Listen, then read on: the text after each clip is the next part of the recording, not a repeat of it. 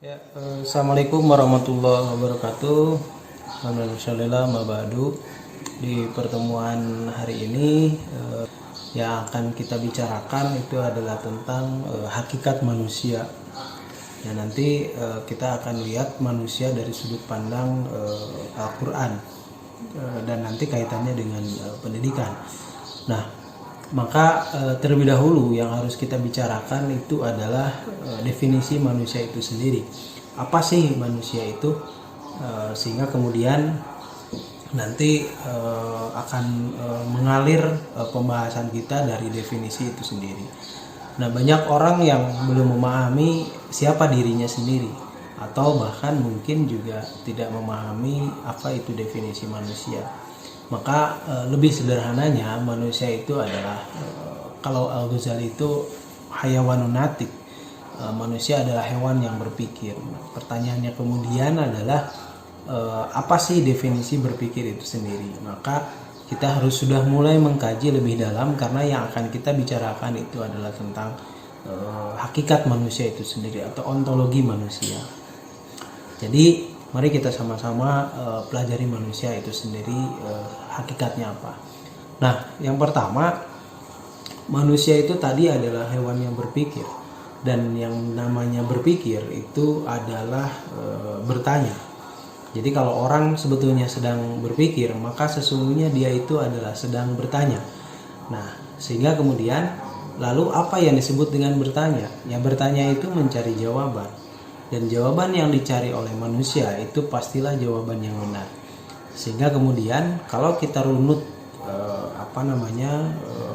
manusia itu hakikatnya apa, maka ketika berbicara manusia itu adalah hewan yang berpikir itu adalah bertanya itu mencari jawaban yang dicari manusia adalah jawaban yang benar.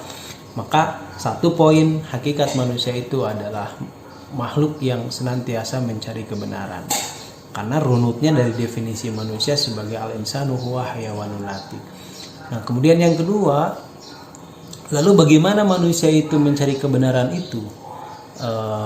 Maka seharusnya manusia harus senantiasa selalu bertanya, karena manusia diberikan pikiran itu adalah untuk melakukan kegiatan berpikir.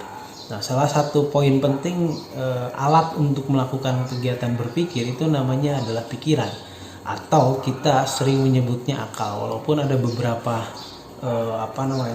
ahli menyebutkan bahwa pikiran itu tidak sama dengan akal.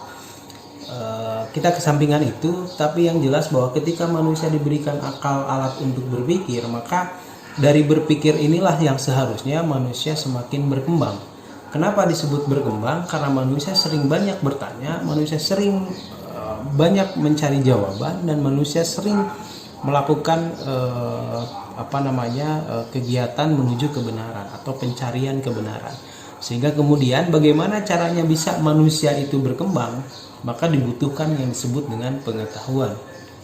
Nah, inilah kenapa salah satu alasan dalam ayat Al-Quran menyebutkan bahwa dalam surat Al-Baqarah itu menyebutkan bahwa Nabi Adam itu diajarkan oleh Allah tentang nama-nama, dan nama-nama itu definisi lain daripada pengetahuan itu sendiri. Sederhananya begini, manusia itu yang kita bicarakan objek sesuatu yang ada, dan definisi ada itu sendiri adalah sesuatu yang punya nama. Nah, nama-nama yang diajarkan oleh Allah kepada Nabi Adam sesungguhnya pada dasarnya adalah tentang sesuatu yang ada.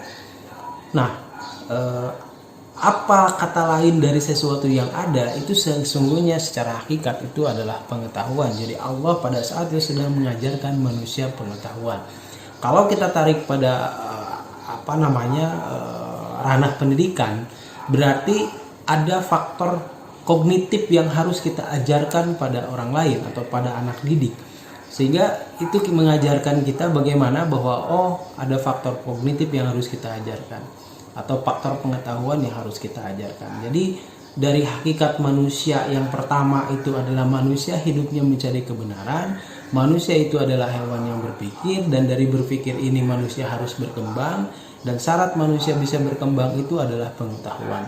Jadi kalau orang bertanya kenapa sih manusia itu harus benar-benar mencari pengetahuan, bahkan dalam hadisnya itu sangat diperlukan untuk mencari pengetahuan, karena salah satu alasannya adalah supaya manusia bisa berkembang. Jadi kalau kita pengen berkembang, syaratnya banyak pengetahuan. Nah, kemudian yang kedua, kalau kita ingin bedakan manusia dengan hewan, misalnya dengan hewan yang lain, tadi manusia itu berpikir, berarti hewan itu tidak berpikir. Jadi hewan itu namanya bukan berpikir, tapi hanya memiliki yang namanya insting. Sedangkan manusia memiliki akal, alat untuk berpikir. Nah, insting itu stagnan atau statis, tidak terjadi perkembangan sama sekali. Misalnya yang namanya sarang burung pipit atau sarang burung itu bentuknya begitu-begitu saja.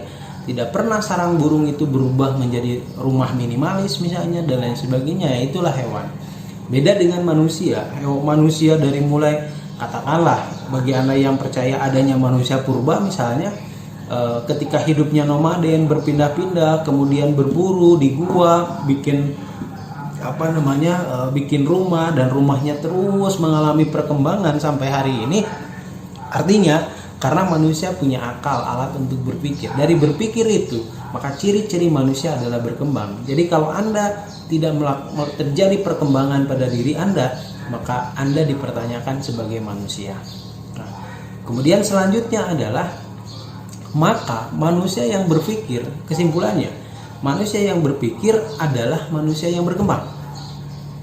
Artinya, kalau kita tidak berkembang, berarti kita tidak berpikir. Kalau kita tidak berpikir, maka kita bukan manusia. Yang kedua, syarat manusia itu bisa berkembang itu adalah dengan pengetahuan.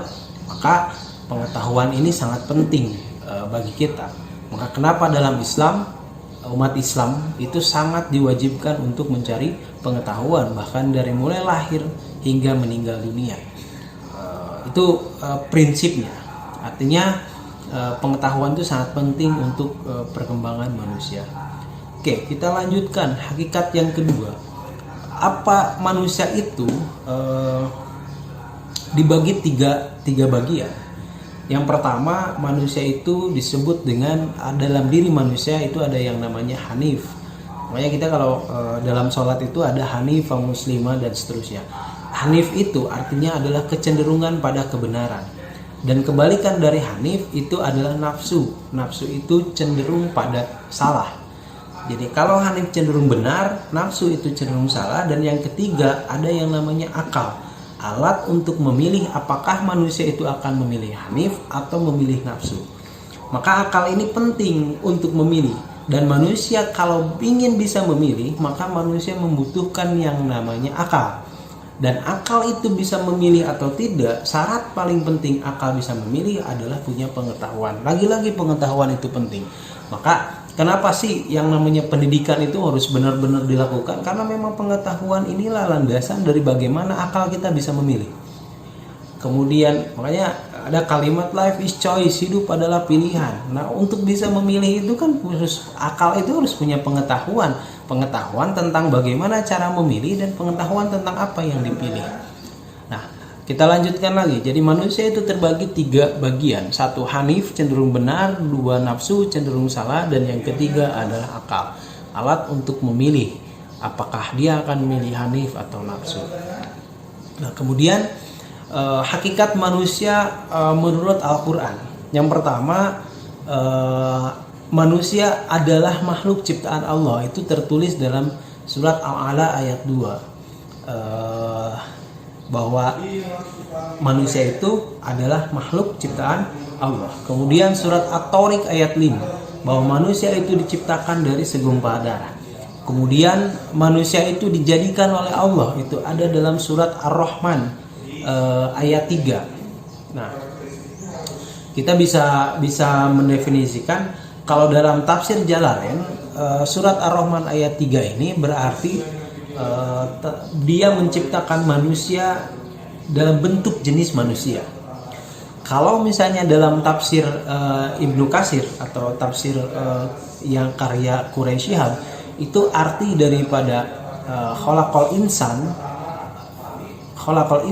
itu artinya adalah dia menciptakan dan mengajarkan manusia kemampuan menjelaskan apa yang ada dalam dirinya untuk membedakan dirinya dari makhluk lain. Jadi dalam tafsir Ibnu Katsir itu dijelaskan bahwa Allah menciptakan dan mengajarkan manusia. Jadi konteks mengajarkan itu sudah lahir dan sudah dicontohkan oleh Allah bahwa Allah sendiri juga mengajarkan. Allah juga mengajarkan pada manusia. Tentang apa? Tentang kemampuan.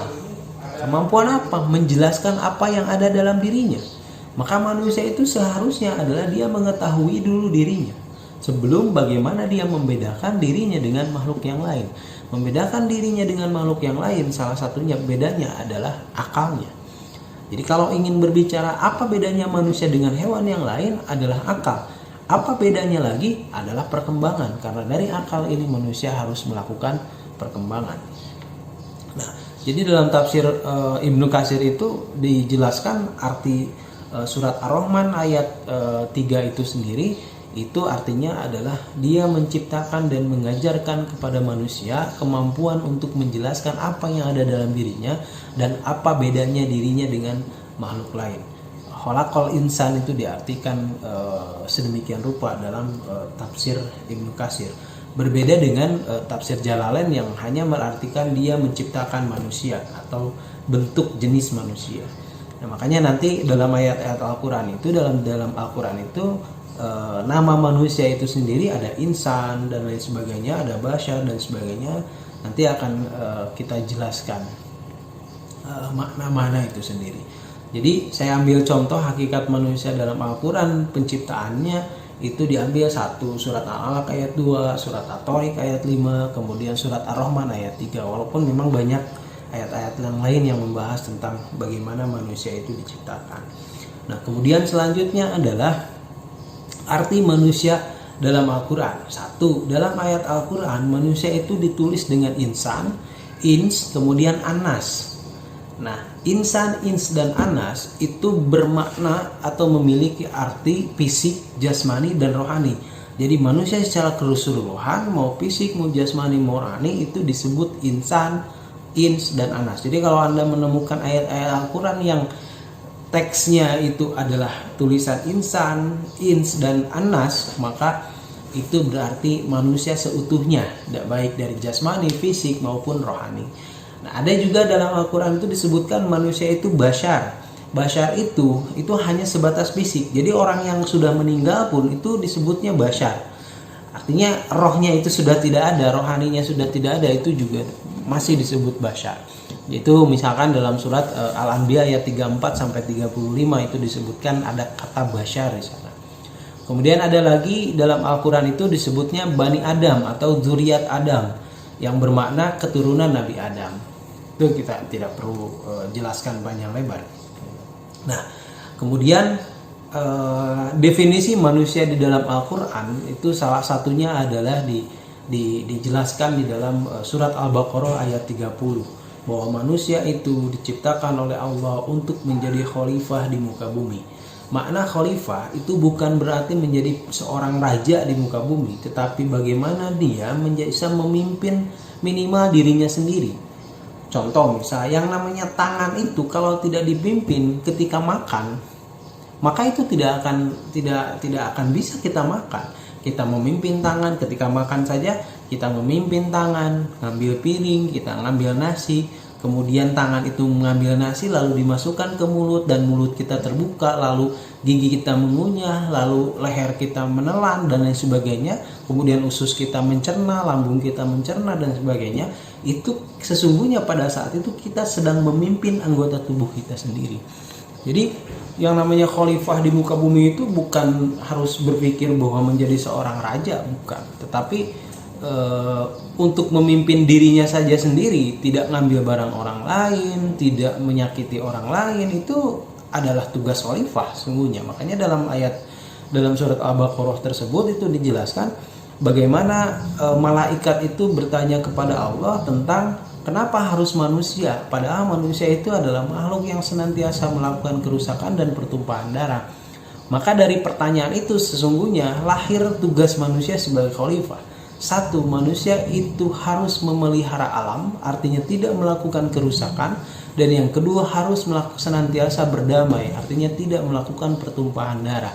Jadi hakikat manusia dalam surat Al-Baqarah ayat 30 itu dijelaskan bahwa tugas fungsi manusia sesungguhnya adalah satu, manusia tidak melakukan kerusakan, dan yang kedua tidak melakukan pertumpahan darah atau harus senantiasa melakukan perdamaian.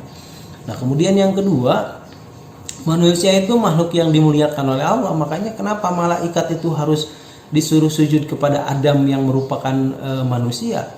Artinya saya suka melihat misalkan orang-orang suka bikin status di malaikat kecilku, misalnya kebaya bayinya, itu sebetulnya menghina. Karena apa? Bisa jadi karena menurut ayat tersebut bahwa malaikat itu di bawah manusia. Kenapa? Karena malaikat disuruh sujud pada Adam.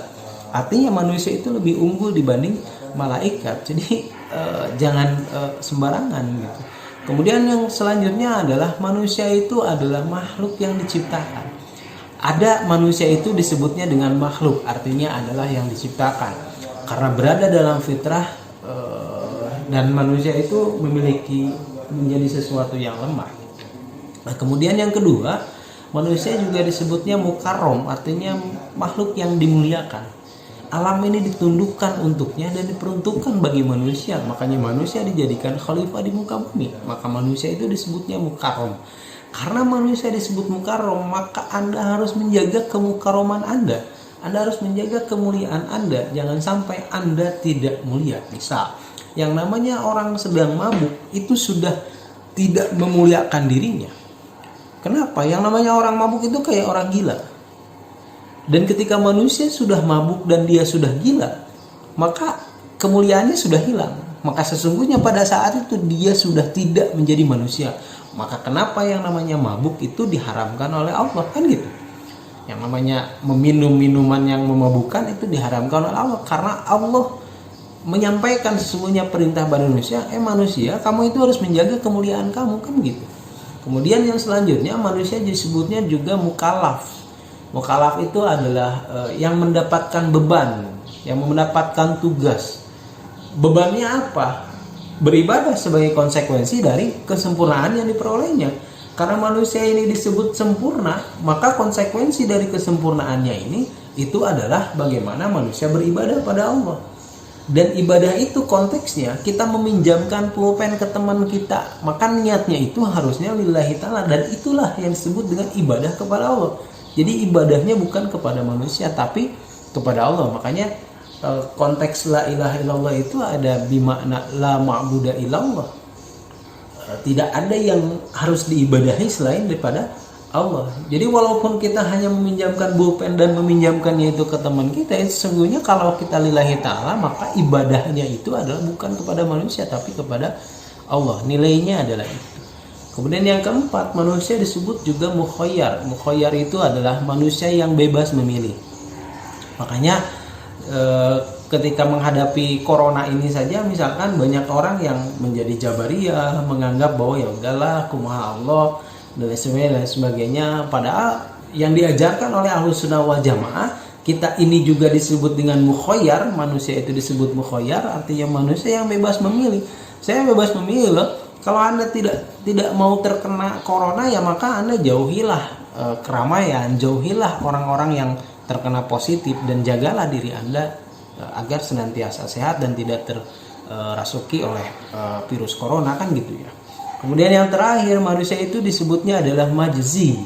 Majzi itu adalah yang mendapatkan balasan, karena manusia punya beban tadi sebagai makhluk yang diciptakan sempurna, maka dia punya kewajiban untuk beribadah, itu konsekuensinya. Dan ketika beribadah dan tidak, itu adalah pilihan bagaimana dia nanti akan mendapatkan balasan dari Allah Subhanahu wa taala. Nah, maka apa sih tujuan hidup manusia?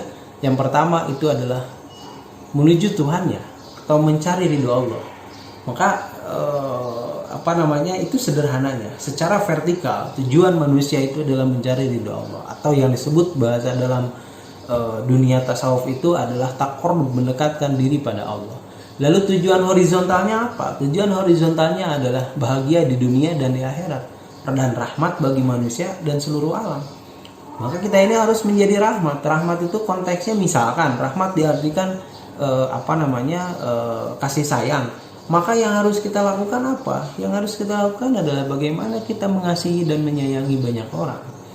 Nah, itu yang disebut dengan tujuan manusia. Jadi secara vertikal tujuan manusia itu adalah mencari ridha Allah, dan secara horizontal bagaimana dia harus menjadi rahmat bagi sekalian alam. Nah, kemudian juga kita harus memahami tadi satu, bahwa manusia itu makhluk yang hewan yang berpikir.